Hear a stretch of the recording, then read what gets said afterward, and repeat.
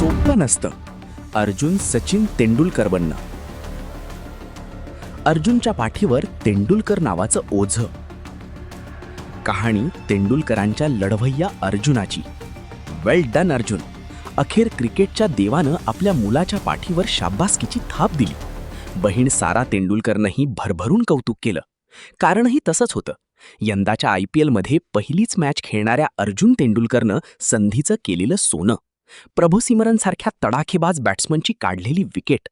एकीकडं वैभव सूर्यवंशीसारखा 16 वर्षांचा उमदा तरुण क्रिकेटपटू IPLचं मैदान गाजवत असताना साक्षात क्रिकेटच्या देवाचा मुलगा अर्जुन तेंडुलकर लखनौ सुपर जायंट्सच्या खेळाडूंना पाणी पाजत होता.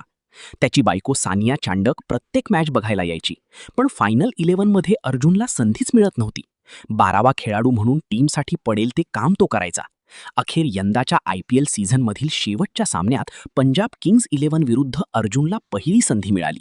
4 ओव्हरमध्ये त्यानं केवळ 36 धावा दिल्या आणि प्रभू सिमरनची विकेट काढली.